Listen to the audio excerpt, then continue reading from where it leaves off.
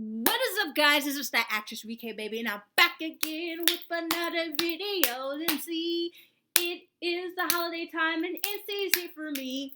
Yay! that was a little quickie thing. So, if you have not saw from today's title, I have on no headphones today, so we're gonna try the best to make sure everything matches. But as you see from today's title, he's doing the 2018 Grinch. Oh my goodness. I remember when I didn't really go into context. I remember when I went to Wizard World Chicago and I was like, hey, so are we doing the 2018 Grinch? And he's like, yeah, we're doing it in December.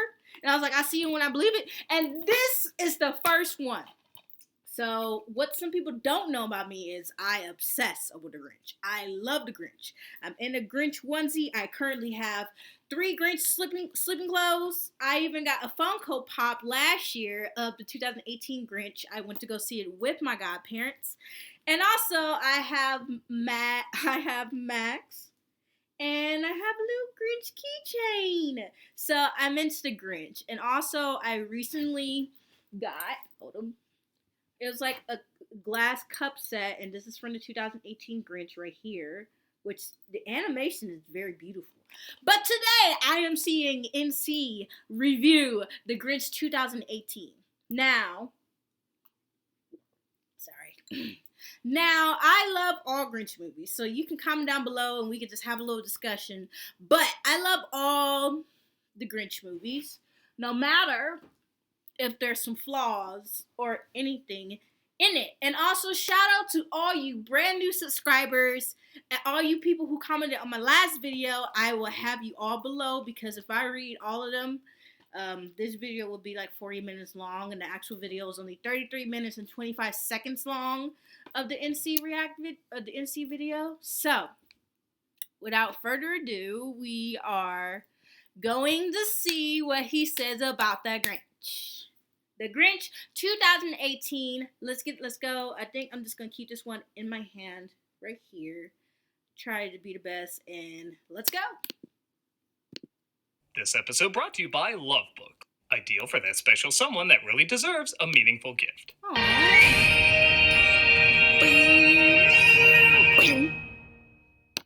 Get out of the way.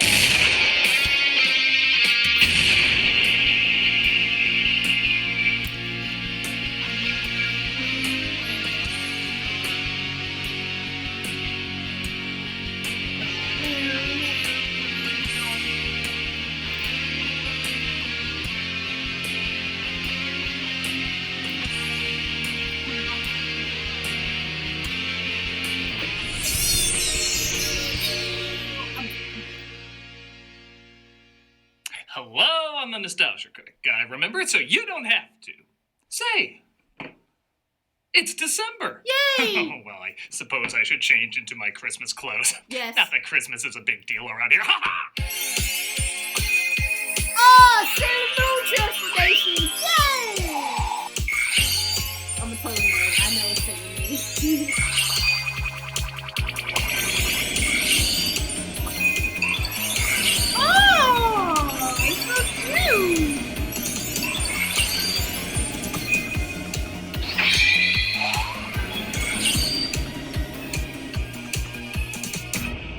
Now I'm ready for Christmas. Aww. Critic? Oh! I know. It's intentional. I wanted to see if a more breezy Christmas was what I was looking for, as some girls choose to fight crime in this. Naturally. But I feel I don't have the, calves for this, so I will alter this outfit. It was a good try. Yeah, you get it.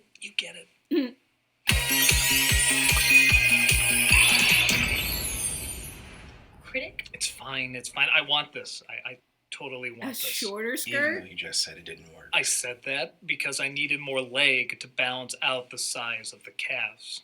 Well, I have to cover my eyes in a Yes, second. it's freeing.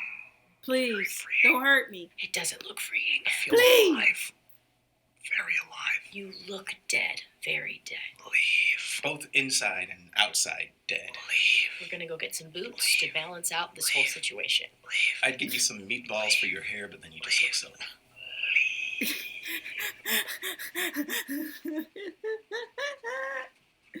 Somehow this connects to the Grinch. Right here. Because people couldn't get enough of nightmare fuel faces, awkward motorboating, and dogs' asses being kissed. No. This family classic, obviously. Universal decided to give us another cinematic version of The Grinch. Woohoo! This time with the help of Illumination Entertainment. I mean, after they handled perfectly the haunting nature of the timeless Lorax. I'm gonna chop one down and make my veneer. Oh, there he goes rolling again. They gave another try with this cinematic circumcision. Emotional eating. I'm not sure why people insist on breaking what's not broken, as the original animated Grinch is still the best I representation of the still love classic all story. of them. I'm sorry, I love all of them. I know why they did it, but I don't get why they don't try to understand what made the original a masterpiece before jumping wallet first into a pool of cliched-stained who cash. Brought to us by the writers of Snow Dogs and Bushwhacked? Throw in Beverly Hills Chihuahua and we'll have the Holy Trinity. The film brought in over $500 million worldwide against And a have $75 pancakes. million budget, despite it getting less than stellar reactions from critics and audiences. So I guess the question is, what got better and what got worse since the last theatrical outing? And is there anything better in it than the original? That's adorable. You'd think that question is even worth finishing. So let's take a gander at how this animated green shit smells different than the live-action green shit.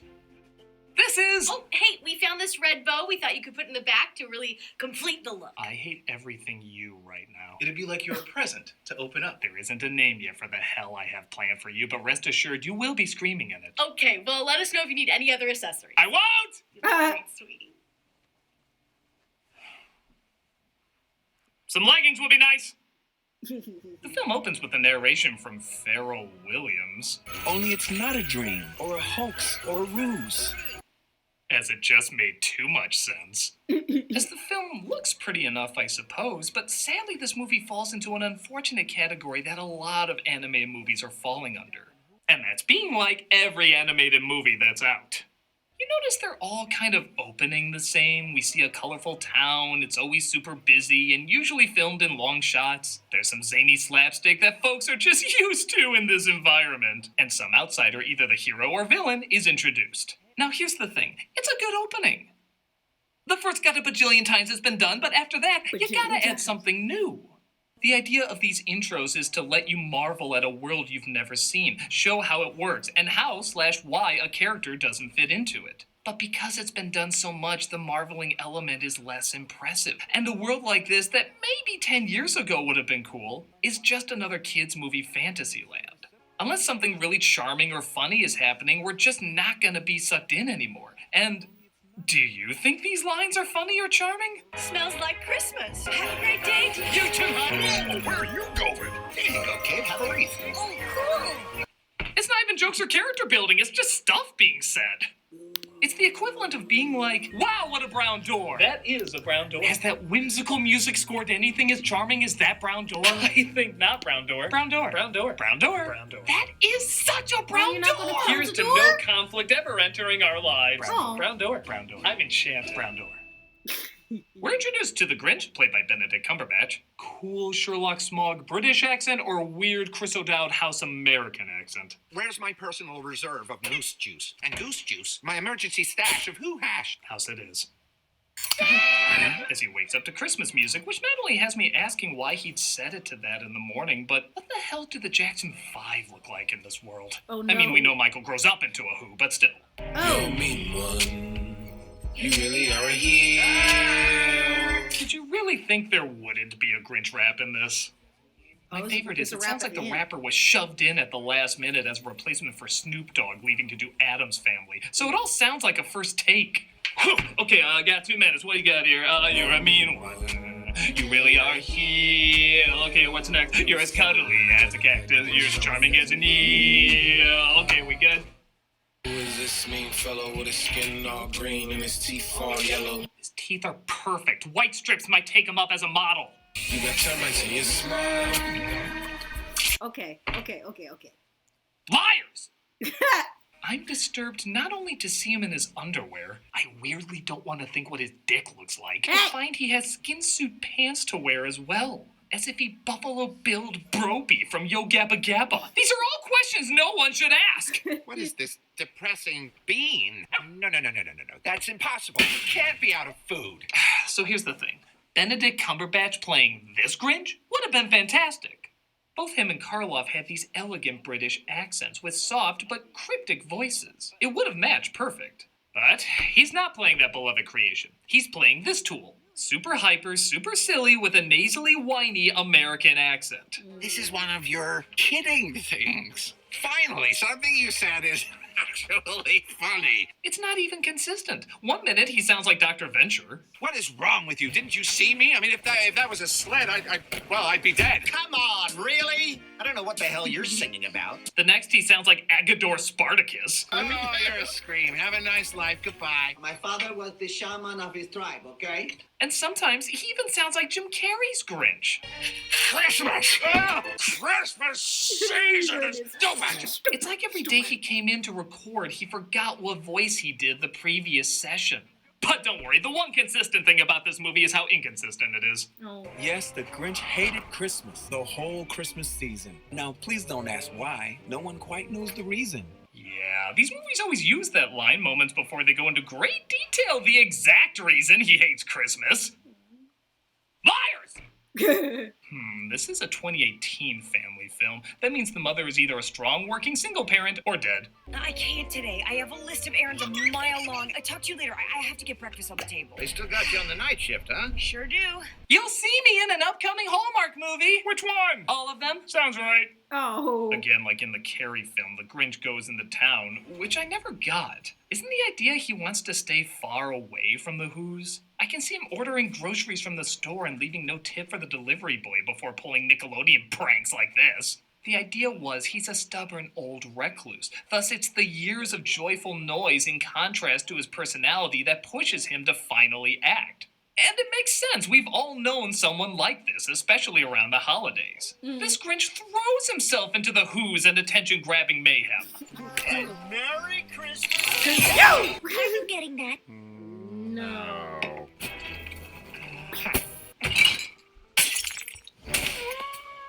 I could see this idiot pulling a YouTube drive-thru prank, filming it on his phone. Oh. Welcome to Burger Burger. How can I help you? Recording. Okay. Yes, do you have Prince Albert in a can? Well, I hope not. We'd have to let him out. Shit. Hold on. Is your refrigerator running? Somebody will catch it. God damn it. Do you have Prince Albert? I did that one. Wait. Let me get my guitar. All right. I'll just do a Mondo Burger. Great. Will that be cash, credit, or matter with my dick? What's the matter with my dick? Oh, you little bitch! Joke's on you. I'm not posting this on my channel anymore. Oh, who am I kidding? I need the views. Go to youtube.com/GrinchPranks. Please subscribe. Also, I seem to remember the Who celebrating Christmas on their own, not forcing their religion on others like a Pure Flix movie.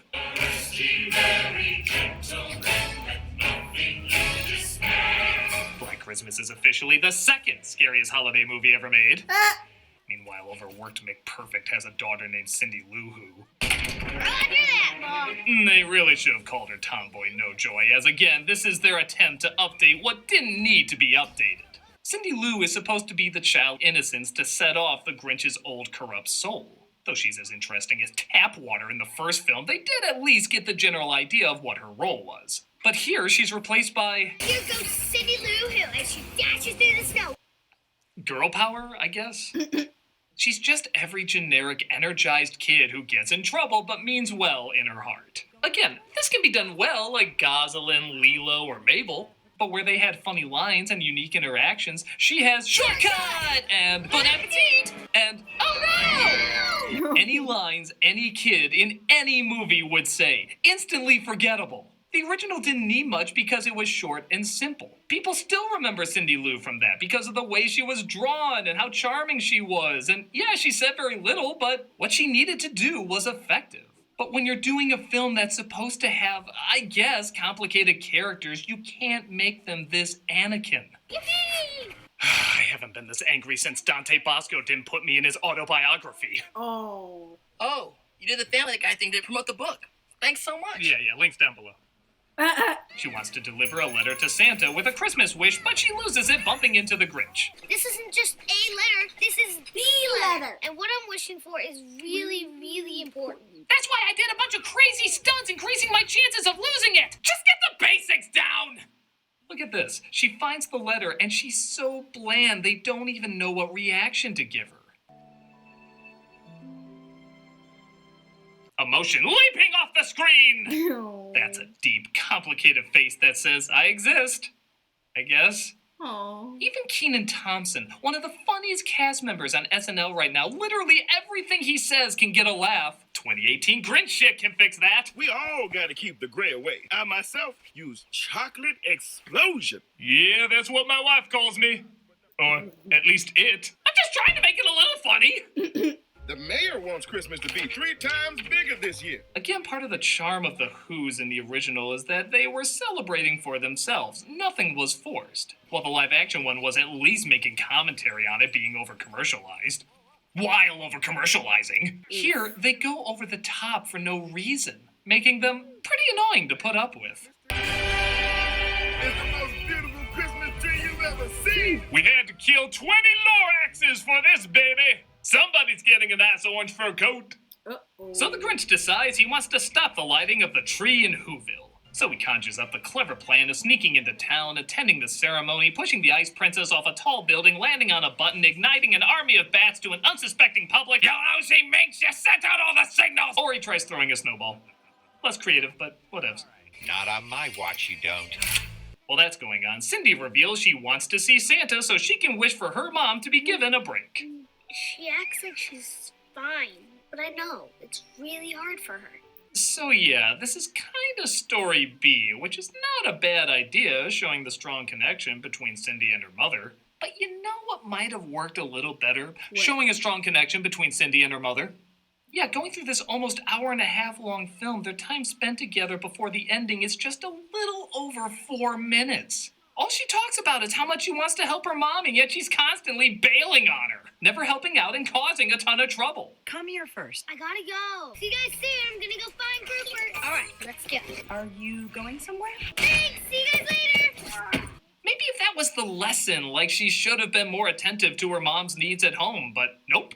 The whole subplot is about her reaching Santa, and nothing ever comes of it. As if that motivation wasn't weak enough, we finally get the Grinch's backstory, which, why do we need?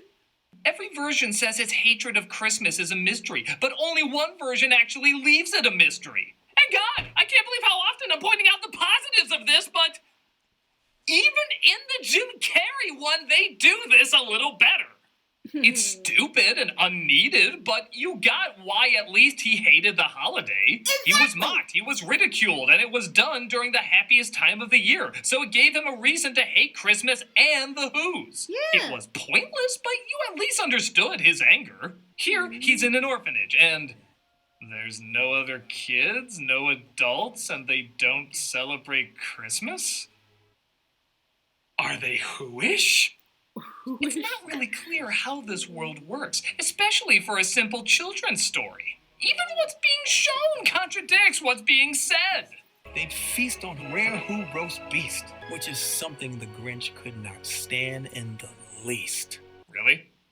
Because it looks like not only can he stand it, he wants to stand it. He wants a lot of standing of that. Please, God, let him stand that. Do they mean like he can't stand it because he's not a part of it? Well, it's not what they meant in literally every other version of the story. Look, if you want to keep it vague, keep it vague. If you want to be needlessly complicated, that sucks, but at least I can follow.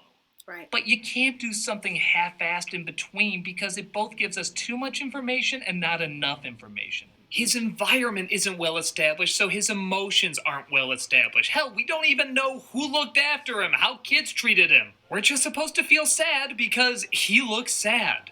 This whole film leaves out important details and focuses on less important ones. How are we supposed to be emotionally invested when it's not even clear why they're feeling these emotions? I don't know. Why is that brown door so whimsical? It really is whimsical. Well, if you say I'm supposed to feel whimsical towards it, I'm gonna feel whimsical towards it. This is what Christmas is all about. Brown door. Brown door. Brown door. Brown door. This movie sucks. Maybe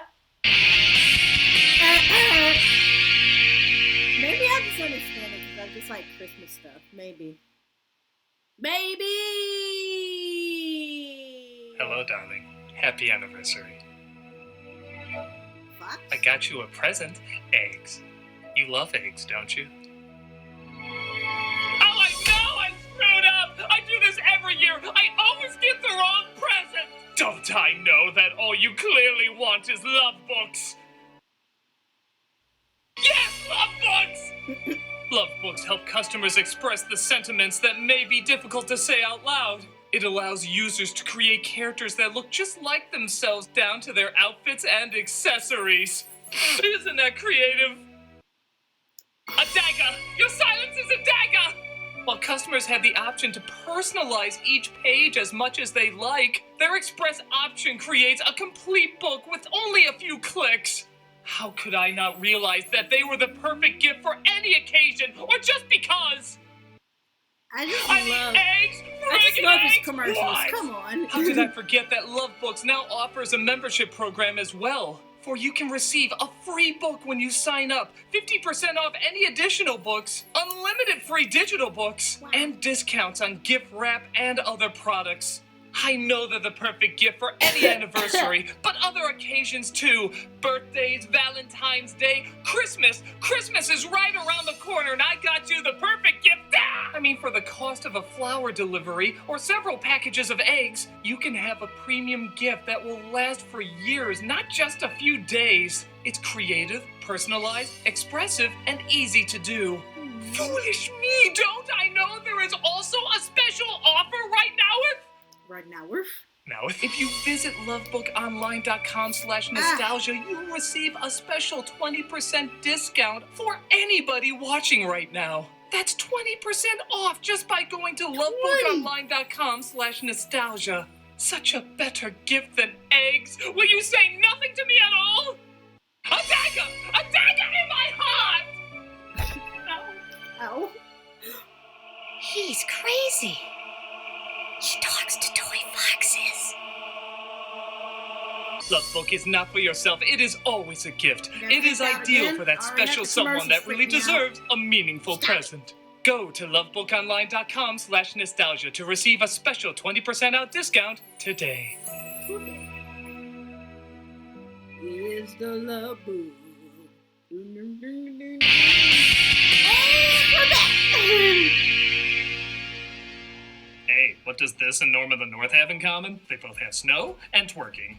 Genius starts with the abs max. Let's be honest, if it existed in 2000, it'd be in the other one. Oh. So he looks through a Christmas almanac to figure out how he'll become Santa. Christmas tree, Christmas traditions, Christmas pudding. That's funny, there's no mention of Jesus in here anywhere. The war is real, you were right, Kirk Cameron! Oh. He discovers he needs a reindeer, so he searches for one in the mountains and finds one that he calls Fred. This is a routine I've never seen in cartoons. You know, that's another problem with movies like this. They're treated like cartoons, not animated films. And yes, there is a difference. What I mean is there's a lot of fast motion and zany humor to entertain kids, but it's without any discipline for character. Like, look at how the Grinch moves. He moves like every other character. Fast, zigzaggy, big expressions. Nobody moves differently from anyone else in this. In the original, you can tell what he's like just by the way he moves. Slow, stiff, old, bitter. Max moves with a little pep in his step, but often careful, like he's afraid what will happen to him. Cindy moves daintily, but clumsily, like a curious child would.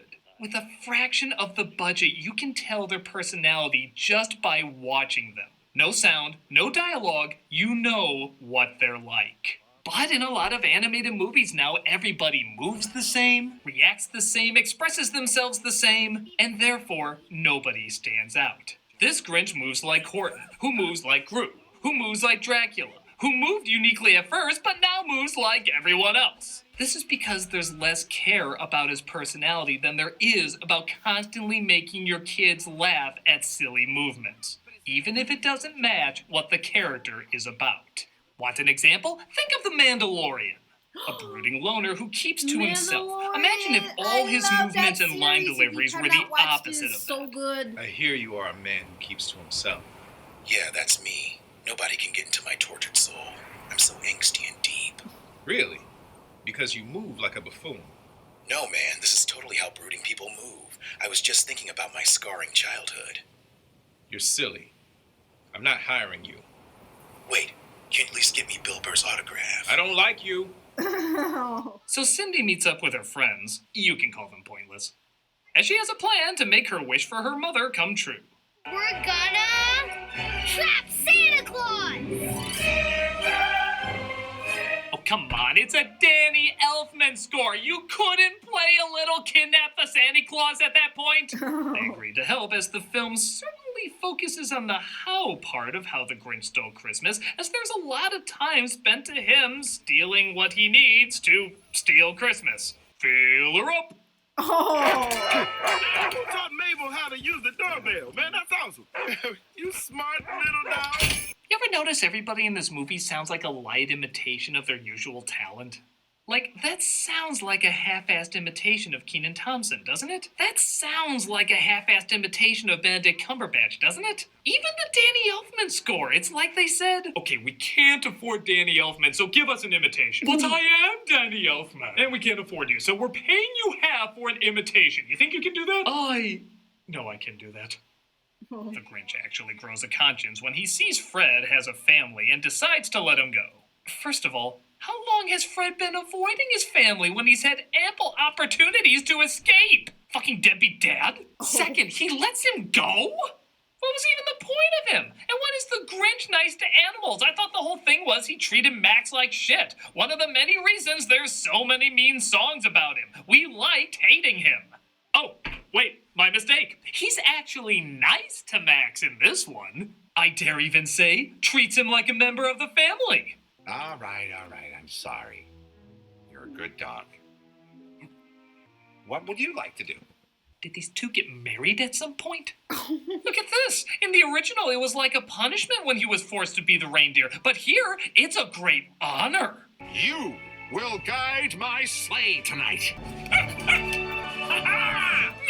my Grinch! Okay, so as much as they fascinatingly get wrong in this, the film does kind of get a little fun when he starts actually stealing Christmas, showcasing all these creative gadgets. They're super imaginative, and there is kind of a fun momentum around this point.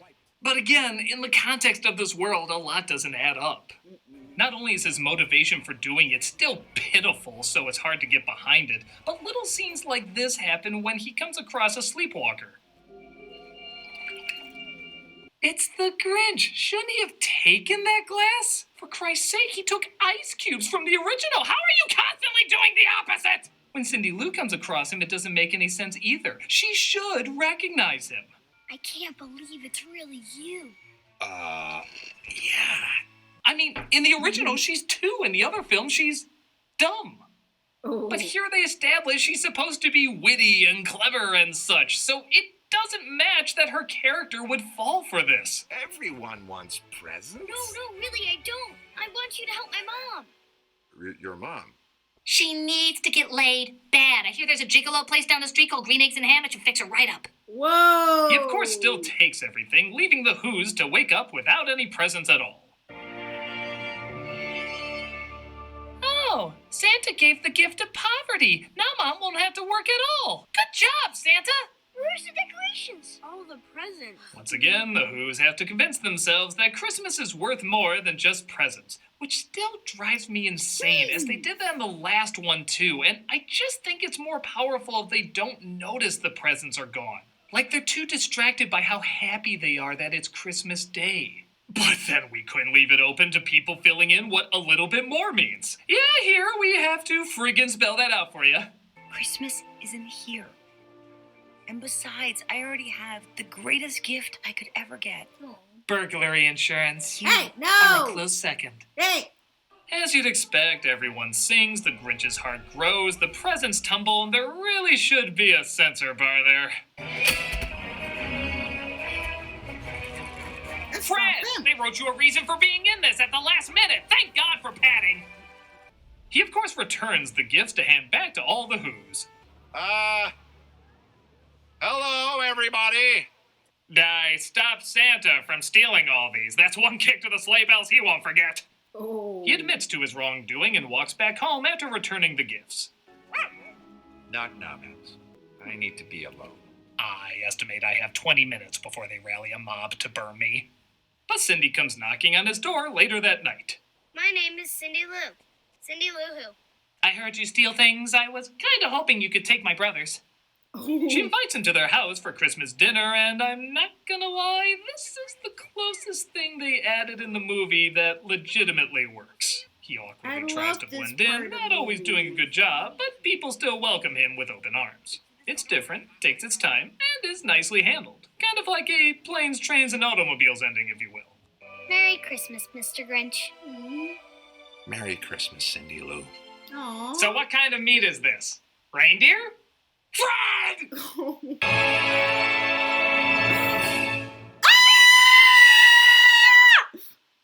Quiet dignity and grace. So that was the second theatrical Grinch movie. I think this face sums it up. But I loved it. Yeah. It's okay. It's fascinating the things it gets wrong. Stuff you'd think would be the easiest to set up. Everybody's motivations, actions, even how they move are I really off. wish you would have made The live action one is bad, but at least I got why the Grinch hated Christmas, why Cindy Lou loved Christmas, and a distinct character from everyone, even if they were all unlikable as fuck.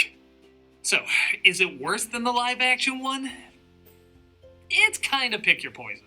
Pick your poison. The motivations are set up in the live action one, and it certainly stands out, even if it is as a fear and loathing in Las Vegas Christmas. But I'll admit, I do like the way this film looks with its winter lighting, gentle colors, and certainly more Christmas atmosphere than this sewage-stained Universal Studios attraction. I also do like the ingenuity when he's stealing Christmas, and that legit nice couple of minutes at the end. So I guess I like this a little better, but it depends on what you find more interesting. A safe, bland mess you'll probably forget quickly about, or an insane catastrophe that has to be seen to be believed.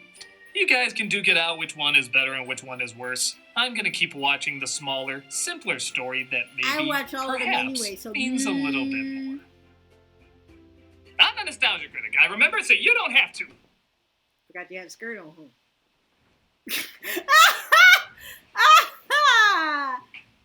You at least keep your legs closed. Why are you still here? Quiet dignity and grace. There it goes. Hey! So that was the Grinch. Okay, so, like I said, I kind of like all the Grinch movies. I mean, we will discuss in the comment section, because I don't want to keep this as long as I want to. So, it's that actress BK baby. I'll be back again with another reaction video to NC Holiday Days. Bye y'all. Bye.